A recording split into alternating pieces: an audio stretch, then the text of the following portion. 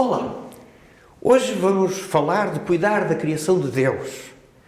A Igreja, povo de Deus, deve envolver-se sempre neste processo. Em primeiro lugar, porque a criação, toda ela, pertence a Deus, assim como nós. E a Bíblia começa por falar de Deus como o Criador. Deus vai criando e proclamando como sendo boa a sua criação. E quando a criação está completa, Ele proclama, após a criação da humanidade, que tudo está muito bem, muito bom. E Deus, até hoje, não abriu mão da sua criação. Ele continua criando e recriando cada planta, cada ser vivo, o próprio planeta e, na realidade, todo o universo. Então, Deus não abriu mão da sua criação e permanece o dono e o Senhor dessa mesma criação. A vinda de Jesus Cristo, encarnando entre nós, foi por amor a toda a criação.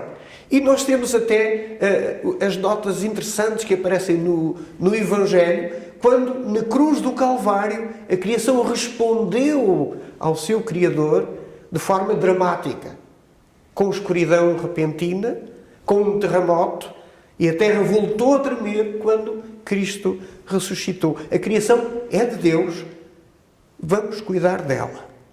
Diz assim em Gênesis 1:31: E viu Deus tudo quanto fizera, e eis que era muito bom, e foi a tarde e a manhã o dia sexto. E num outro salmo diz também assim: Do Senhor é a terra e a sua plenitude, o mundo e aqueles que nela habitam.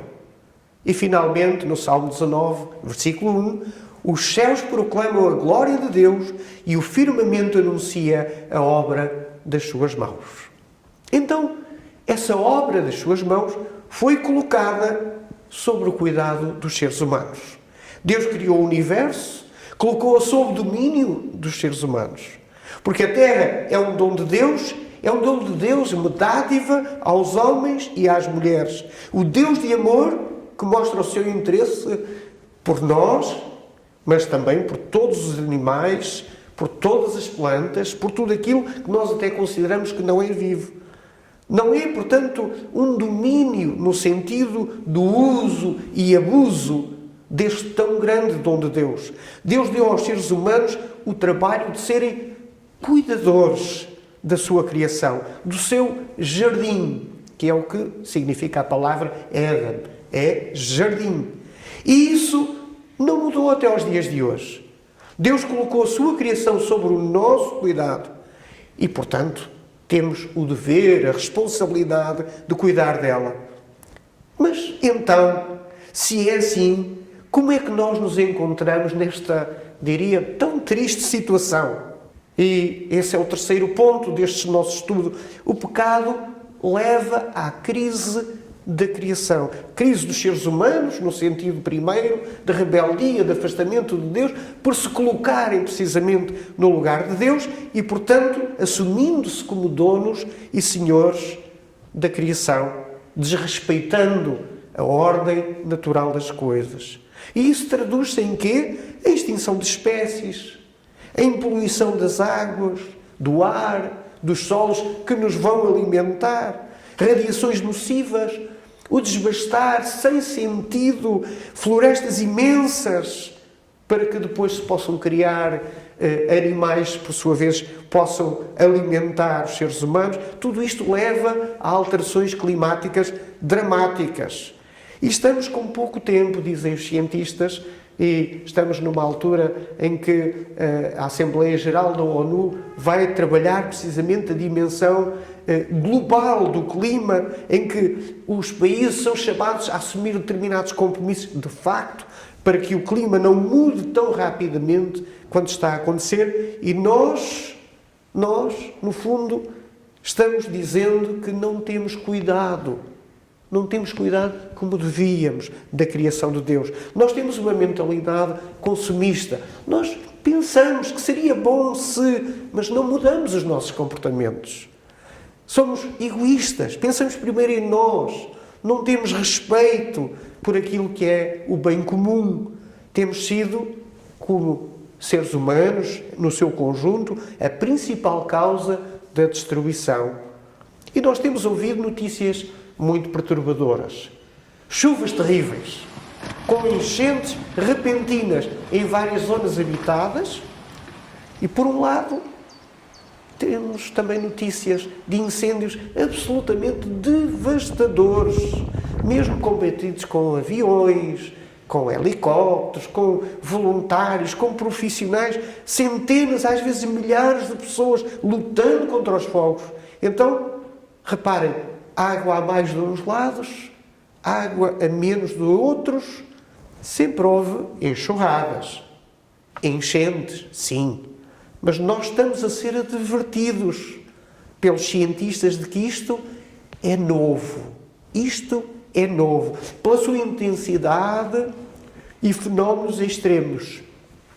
Estes grandes desequilíbrios são apenas o início de uma gravíssima alteração climática que está a acontecer demasiado depressa.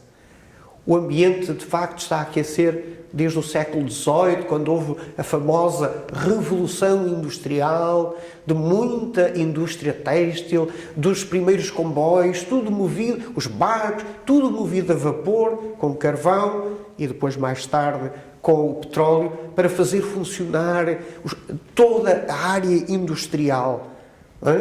Mas a exploração intensiva para a criação de animais, para o consumo de carne, que liberta grandes quantidades de metano. Nós falamos muito do dióxido de carbono, mas o metano é um dos gases que mais retém o calor na atmosfera. Então, tudo isto é a forma, é a sociedade em que vivemos, em que uns têm excesso e outros têm fome. E está tudo ligado. Estas notícias terríveis não devem ser uma surpresa para os cristãos. A Bíblia explica que a criação sofre devido ao pecado dos seres humanos, homens e mulheres. E apesar do nosso pecado, e isto é a extraordinária graça de Deus, apesar do nosso pecado, Deus mantém em nós o papel de mordomos da criação de Deus. Mas a salvação dos seres humanos é boa notícia para toda a criação. Converter-se significa literalmente mudar de mentalidade, metanoia, mudar de mente, de atitude, de comportamento, de coração, metanoia, a mudança de caminho. E é o que nós estamos a precisar, uma mudança de caminho, para um caminho que nos leva à morte, para um caminho que nos leva à vida no seu conjunto. E como a criação de Deus precisa de homens e de mulheres empenhados para ser resgatada. Por isso, vamos cuidar dela. Vamos passar da noção de dominar, que é própria de quem quer explorar, para a dimensão do cuidar.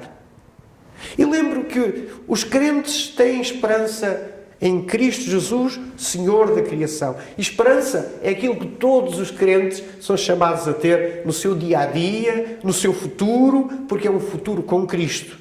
Mas valerá a pena, perguntam talvez, fazer alguma coisa pelo ambiente quando tantos não medem as consequências que levam à destruição? Nós sabemos que os crentes são precisamente especialistas de casos perdidos. A ajuda aos mais pobres, para alguns, é um caso perdido. Para os crentes, é absolutamente vital fazermos a nossa parte. A oração em situação de falta de esperança. A pregação do Evangelho aos corações mais duros. Uma coisa é certa. O crescente estado de degradação da criação de Deus não nos vai impedir, não nos deve impedir de fazer a nossa parte nesta área.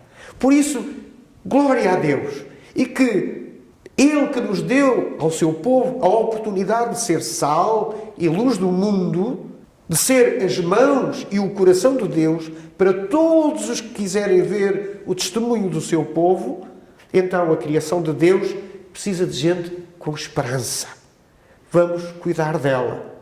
E vamos partilhar algumas notas práticas de reciclagem, do uso eficiente da energia, a começar pela água. A água que faz parte do nosso próprio corpo, da nossa vida, a água que nos purifica e que nos lava.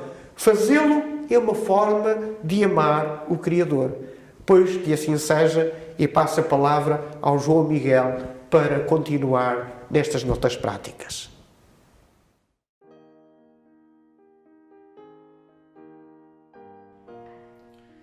E para continuarmos ativos nesta viagem pela preservação do nosso planeta, hoje trago algumas dicas de como podemos melhorar a qualidade da nossa água e dos nossos solos. Como o plástico é dos poluentes mais encontrados nos nossos oceanos, fazer trocas de plástico para materiais mais sustentáveis do nosso dia-a-dia é fundamental. Algumas destas trocas podem ser trocarmos as nossas escovas de dentes convencionais por escovas de dentes mais ecológicas, como por exemplo o bambu, a madeira ou o plástico reciclado. Podemos também trocar os nossos sabonetes líquidos de lavar as mãos por sabonetes sólidos. Andarmos sempre com a nossa garrafa de água reutilizável é essencial, porque evitamos comprar garrafas de plástico. Também andarmos sempre com os nossos sacos ecológicos, ou neste caso reutilizáveis, para evitarmos comprar sacos de plástico nos supermercados, nas lojas. Pequenas trocas destas são fundamentais. Uma outra dica para pouparmos água, neste caso preservarmos o nosso planeta, é que podemos aproveitar a água de cozer legumes, a água de aquecer o banho, podemos aproveitar essa água, guardá-la e aproveitar para regar o jardim, regar a horta, regar o que quisermos, regar as plantas, lavar a louça, quem sabe. Uma outra dica, neste caso para preservar os solos, é que em vez de utilizarmos fertilizantes químicos que vão danificar o solo e até poluir os lençóis de água subterrâneos, podemos utilizar borras de café, ou neste caso produtos de compostagem, que são fertilizantes naturais e são ótimos para o nosso planeta. Vamos continuar a colaborar juntos na preservação do nosso planeta?